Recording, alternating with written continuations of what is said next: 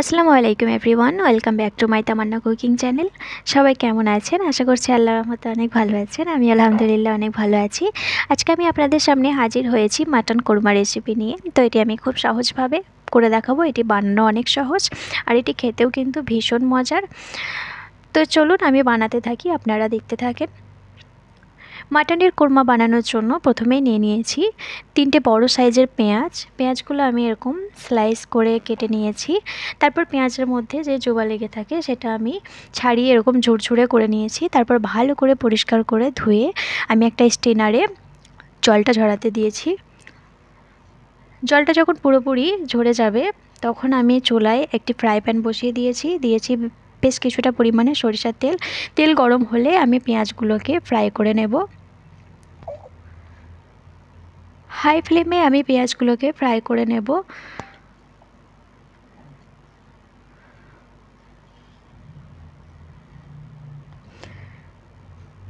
তো পেঁয়াজগুলোর যখন কালার একটু চেঞ্জ হয়ে আসবে তখন আমি দিয়ে দেবো চিনিটা দেওয়ার ফলে কালারটা আরও বেশি সুন্দর আসে। তো যখন এরকম ব্রাউন কালার হয়ে যাবে তখন এটি ফ্রাই হয়ে গেছে জানতে হবে, তখন তুলে নিতে হবে। তো আবারও আমি স্টেনারে তুলে নিয়েছি তেলটাকে ঝরানোর জন্য। এবার আমি চুলাতে একটি কুকার বসিয়ে দিয়েছি 1 কাপের মতো সরিষার তেল।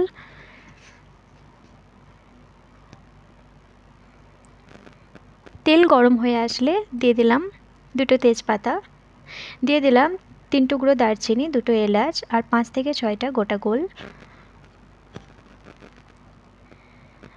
তো 5-6 সেকেন্ড এগুলো নেড়েচেড়ে নিতে হবে, আঁচটা কিন্তু মিডিয়াম ফ্লেমে রাখতে হবে।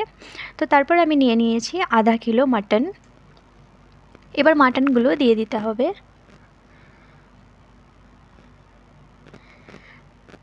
তারপর একটু নেড়ে নিতে হবে।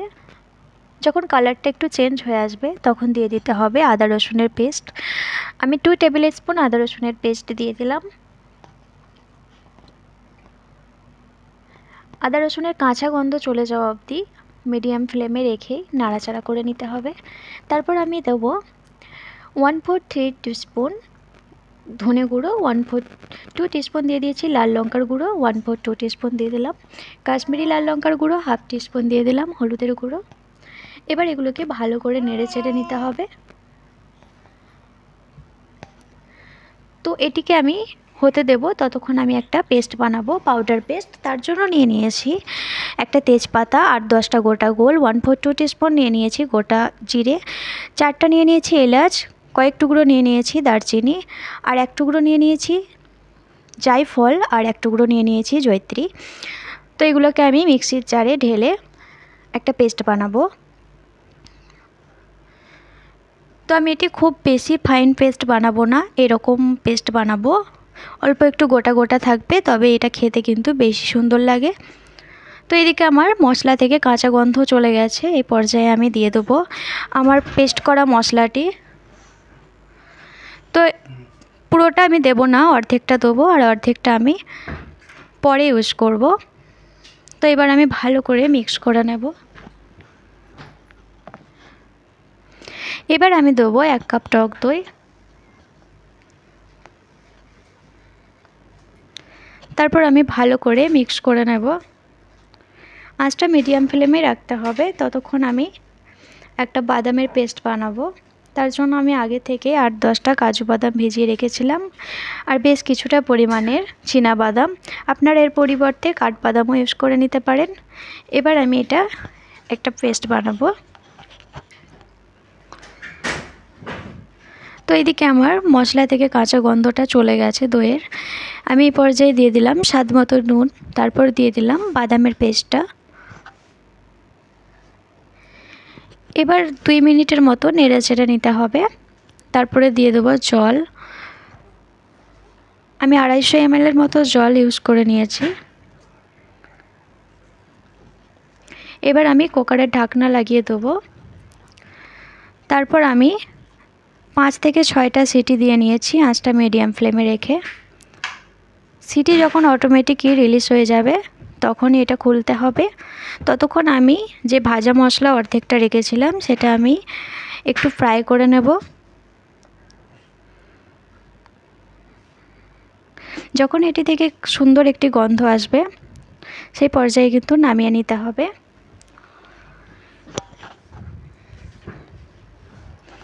তো আমি 5 থেকে 6টা সিটি হওয়ার পর আমি ফিরে আসলাম। তো আমি আবারও গ্যাস অন করে দেব।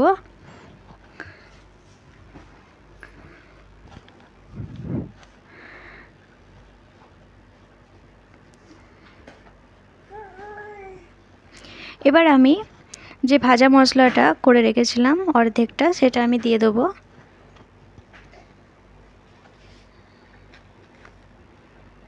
তারপর ভালো করে মিক্স করে নিতে হবে। এবার আমি সবার প্রথমে যে পেঁয়াজ বেরেস্তা করে রেখেছিলাম সেটা আমি হাত দিয়ে ভেঙে এরকম গুঁড়ো করে নিয়েছি। তো এটা আমি এবার দিয়ে দেব।